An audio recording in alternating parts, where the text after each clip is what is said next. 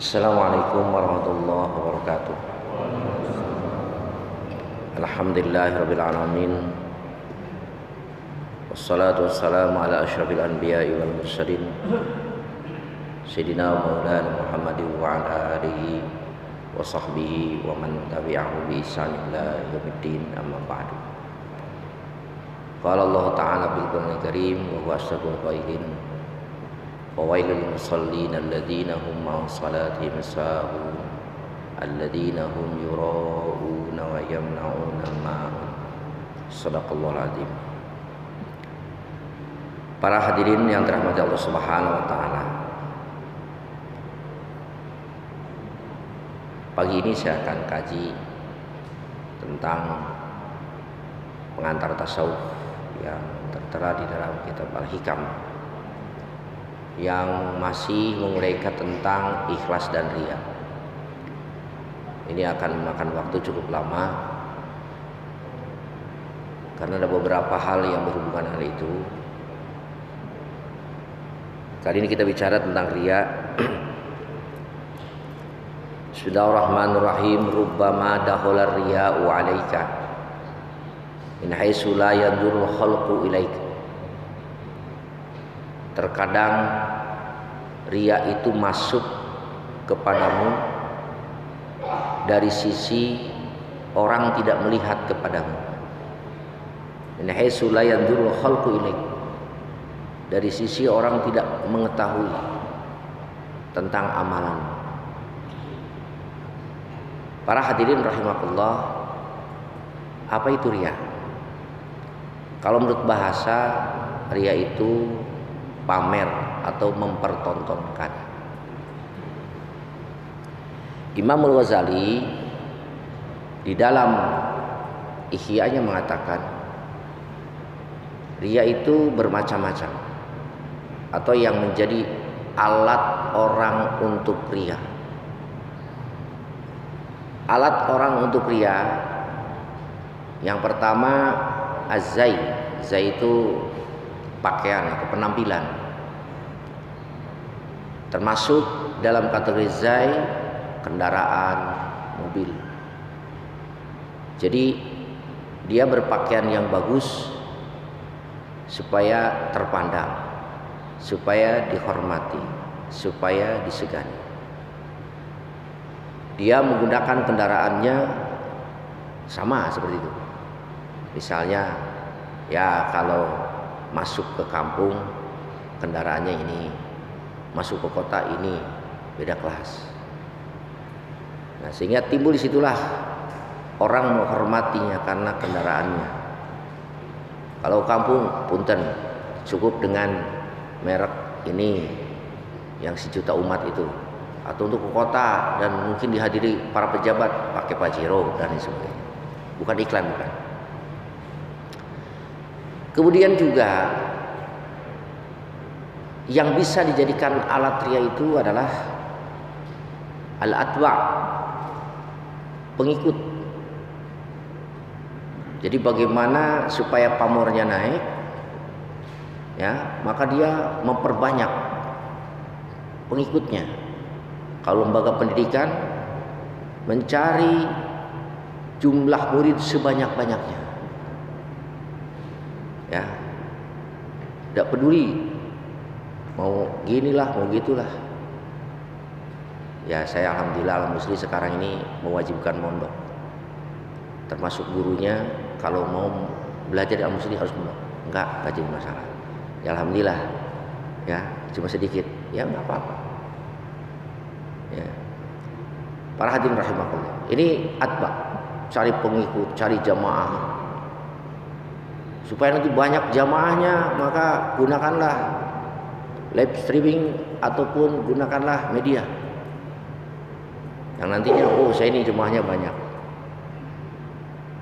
Nah, ini juga merupakan alat untuk riya. Yang ketiga, al-ilmu. Yang bisa dijadikan media riya itu adalah ilmu. Dia sekolah mulai dari SD, SMP sampai sarjana, kemudian jadi S1, S2, bahkan S3. Kalau S1 nggak dihargai sekarang. S2. Orang agak hormat dikit. Berikutnya lagi S2 nggak dihargai, sekarang harus S3. Jadi dengan level doktor itu, wah, beda nih orang kampung sama saya. Beda nih orang kota atau rekan saya karena saya sudah bergelar S3. Itu bisa menjadi ajang ria. Yang ketiga, yang keempat, yang suka dijadikan atau bisa dijadikan alat ria adalah al-amalu, amal. Nah, kita definisikan apa yang disebut ria. Imam Ghazali mengatakan yang disebut ria adalah tolabul manjilah bil ibadah. Tolabul manjilah bil ibadah, mencari kedudukan dengan ibadah, mencari penghormatan, mencari sanjungan, mencari penghargaan dengan ibadah. Jadi kalau orang sekarang mencari kedudukan dengan pakaian, itu bukan ibadah. Biasanya adat maksudnya. Dan kendaraan. Nah, ini hadirin rahimakumullah yang harus jadi kita acukan. Ya, sekali lagi yang disebut ternyata tolabul manjilah bil ibadah. Jadi ibadah itu sholatnya dijadikan alat untuk mencari manjilah, posisi, kedudukan. Puasanya, sedekahnya dan lain sebagainya. Nah, para hadirin rahimakumullah, ria itu tadi katakan secara bahasa pamer. Apakah setiap orang yang beramal di hadapan orang lain, atau yang disebut kita tadi sholat berjamaah, kita tadi sholat qobliyah dan lain sebagainya, sholat Jumat, bisa dikategorikan ria? Atau setiap amal soleh terlihat oleh orang lain disebut ria? Bisa jadi iya, bisa jadi tidak.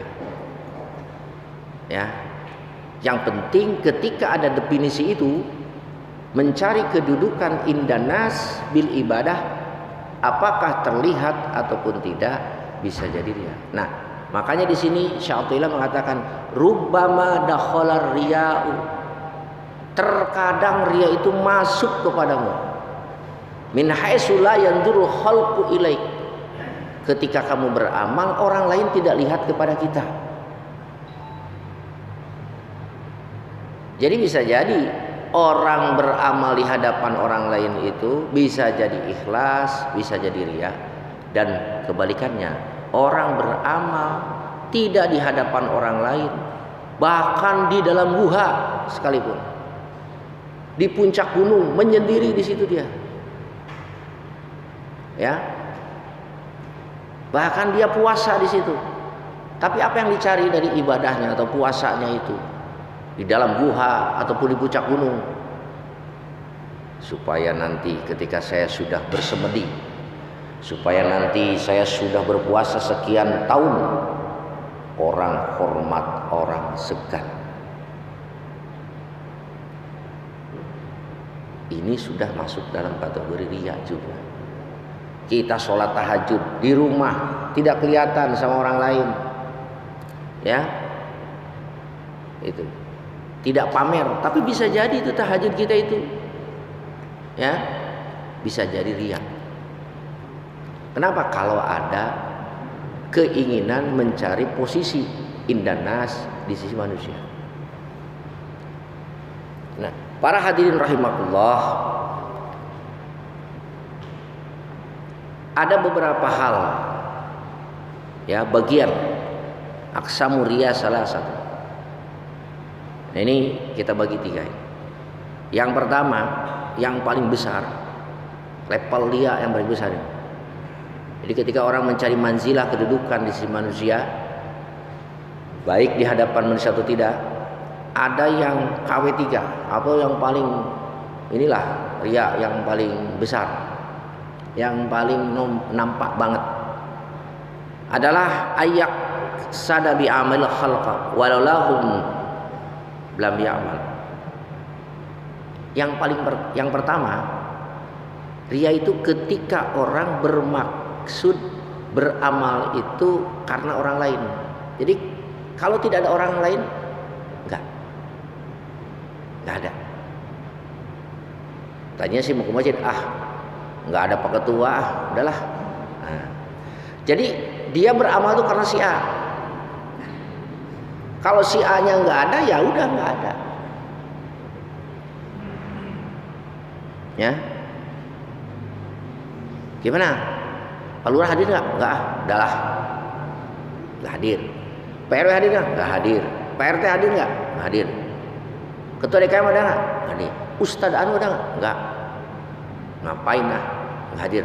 Sebab dengan itu dia dapat kedudukan dari orang-orang tadi. Jadi isinya yang pertama ini adalah orang yang beramal karena orang lain. Tidak ada orang, dia tidak akan beramal. Kalau di pekerjaan mungkin begini, kalau tidak digaji, nggak kerja. Ini dia yang paling berat, yang paling besar, ya. Kemudian yang kedua, ayyamalil madhah wassana. Leperlia yang kedua adalah beramal untuk mendapatkan pujian, sanjungan. Dalam satu hadis yang cukup panjang, Pak, ketika itu ada tiga orang dikumpulkan. Satu pembaca Quran, yang kedua mujahid, yang ketiga orang yang berinfak. Panjang juga ini hadisnya. Datanglah orang pertama, ya Rob, mau kemana? Saya mau masuk surga. Apa amalan yang kamu banggakan dengan apa yang kamu amal? Apa tiket untuk masuk surga itu? Dia jawab, aku kan qara'tul Qur'ana ana al-lail wa ana an-nahar. Aku baca Quran setiap pagi, siang, sore. Bahkan saking ku seringnya baca Quran itu pun aku hafal. Kata malaikat yang merisa, aku tahu kau baca Quran, tapi kau baca Quran di ayyuqala annaka qara'tal lail, supaya kamu dikatakan pembaca Quran, pencipta Quran, dan itu terbukti orang menyanjungmu sebagai orang yang rajin, menyanjungmu sebagai hafidh dan lain sebagainya. Nyahlah kau dari sini. Ada yang kedua, seorang dermawan datang juga. Apa kamu yang bawa? Tiket apa yang kamu bawa sekarang? Saya tiket bawa ke sini adalah dengan menggunakan kedermawan. Saya pernah berinfak anu. Dikatakan, aku tahu engkau berinfak sekian. Walakin li ayyuqala annaka sakhiyun. Kamu berinfak itu hanya ingin dikatakan sebagai dermawan.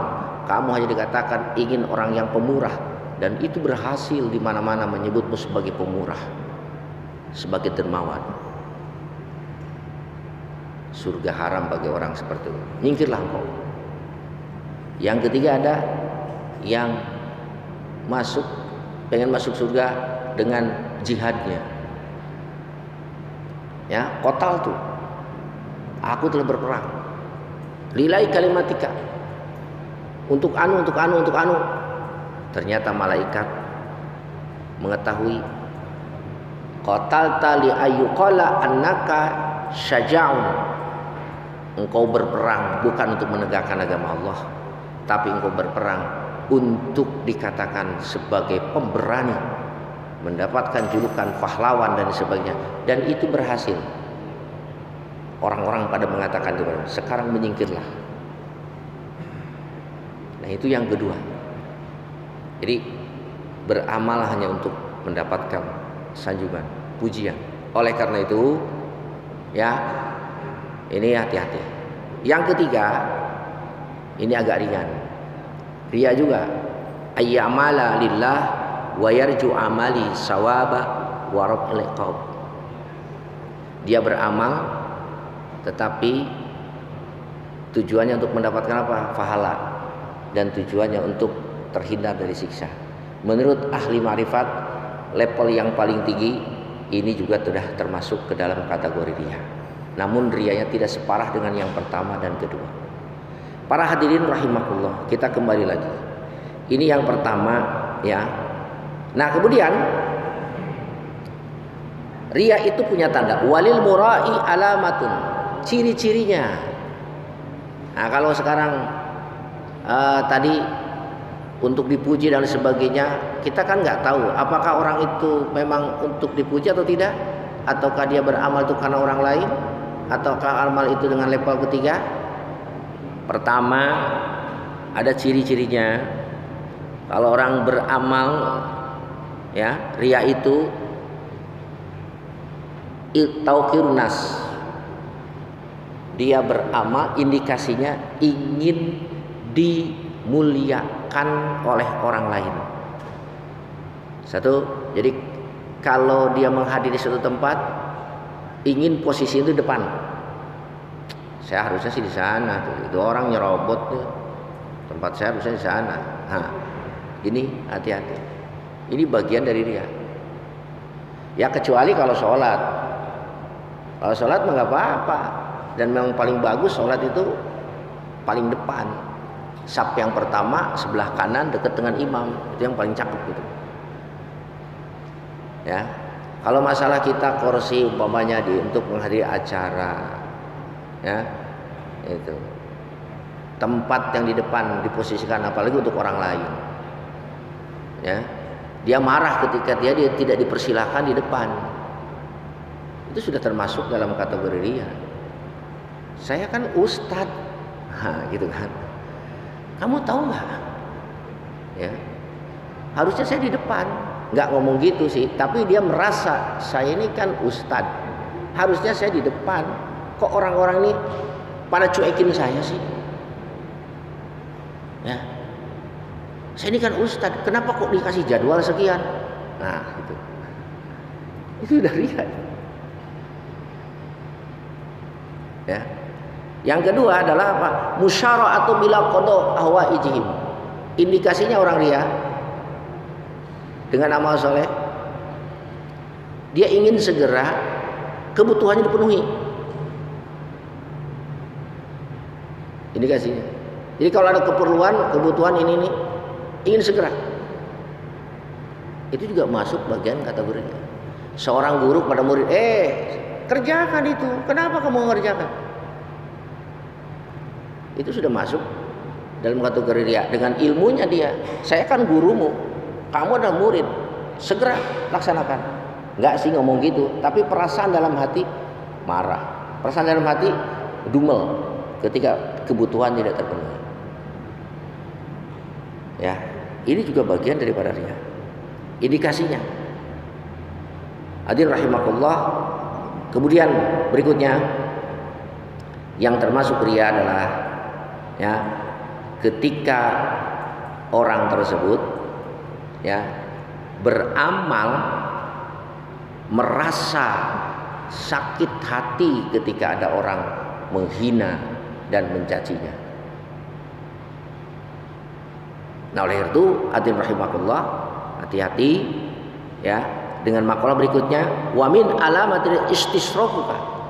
Ciri indikasi riya berikutnya adalah ada keinginan ya orang lain tahu akan keistimewaanmu.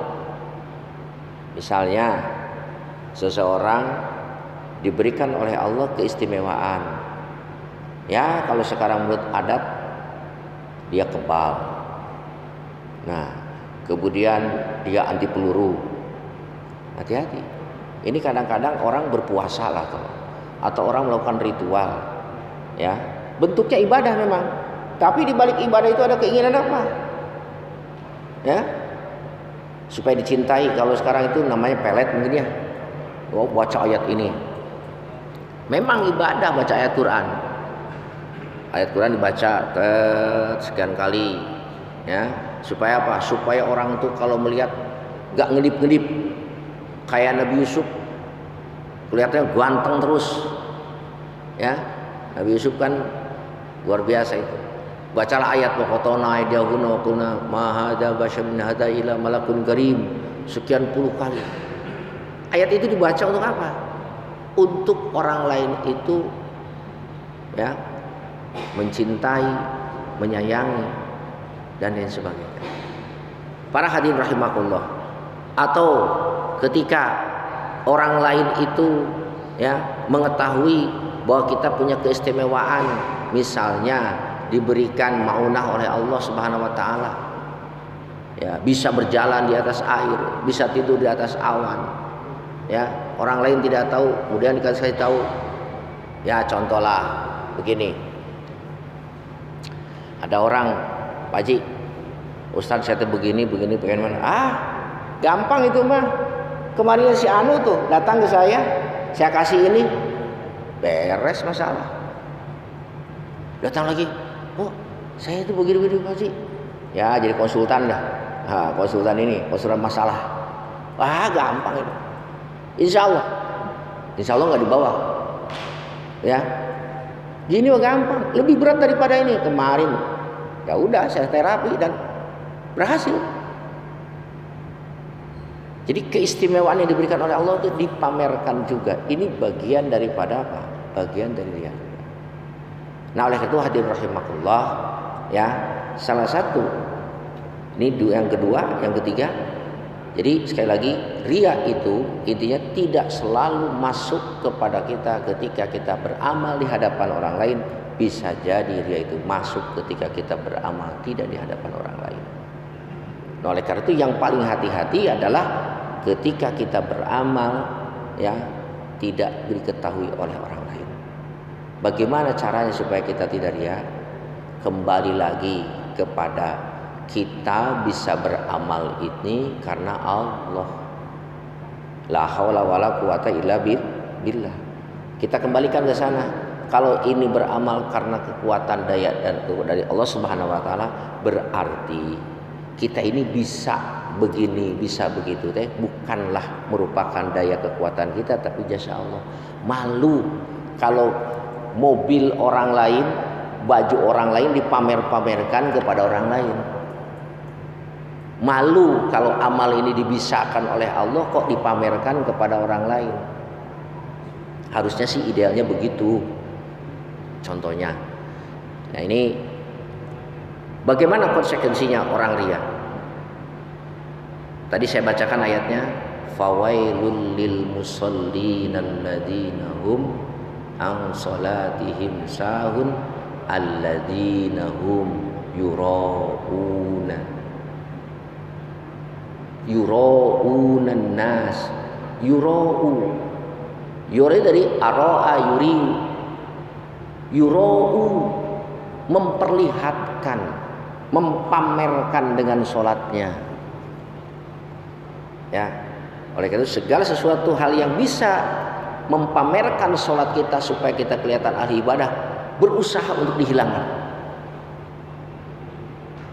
Ya, wah ini akan membuat pamer nih.